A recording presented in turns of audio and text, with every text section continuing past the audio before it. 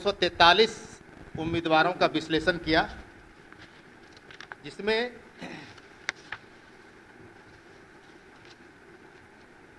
(163) ने अपने ऊपर आपराधिक रिकॉर्ड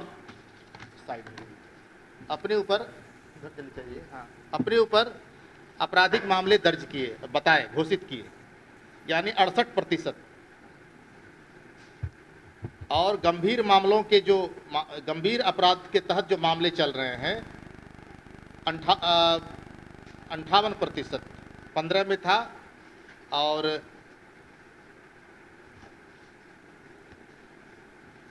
20 में 51% हो गया। बढ़ रहे हैं।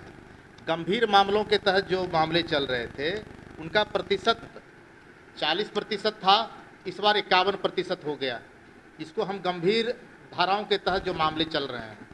और साधारण जो मामले थे वो पहले 58% था और अब 68% हो गया है, यानी 163 लोगों ने अपने ऊपर मामले घोषित किए हैं और 51% ने अपने ऊपर गंभीर धाराओं के तहत मामले घोषित किए। पिछले दिनों माना 10 में ये मामला 35% था और 15 में 40% था, और इस बार 51% हो गया। ये गंभीर धाराओं के तहत जो मामले हैं वो चल रहे हैं। हाँ जी मैं बता रहा हूँ। 10 में जो औसत संपत्ति थी विधायकों की वो 80 लाख रुपये थी, 15 में 3 करोड़ रुपये, और इस बार 3.32 करोड़ रुपये हो गए। अब मैं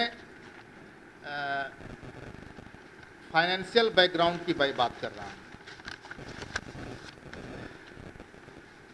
243 उम्मीदवारों में एमएलए में 81% करोड़पति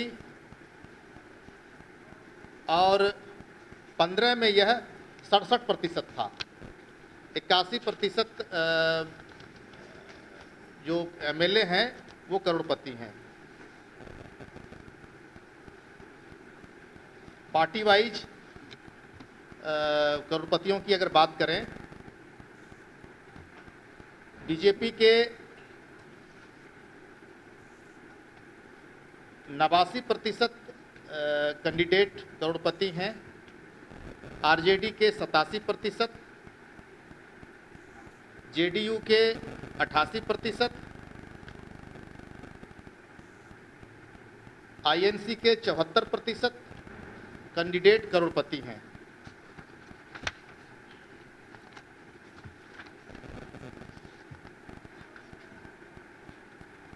एवरेज एसेट्स के बारे में मैंने बता दिया है जी। और इस बार एक ट्रेंड और दिखा जो पहले भी था कि जब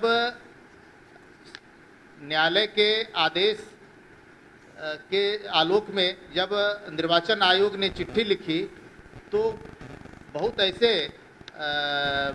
कैंडिडेट थे और पार्टी ऐसी थी जिसने उनकी पत्नियों को चुनाव लड़वाया और कानून के दायरों से बचने का प्रयास किया।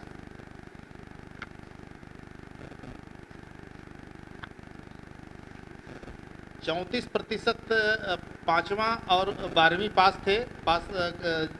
जीत कर आए हैं और 62% ग्रेजुएट हैं।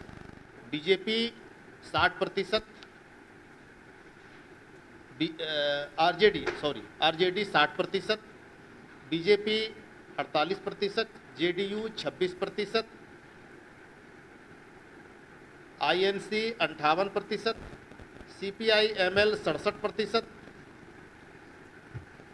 ऑल इंडिया मजलिस ए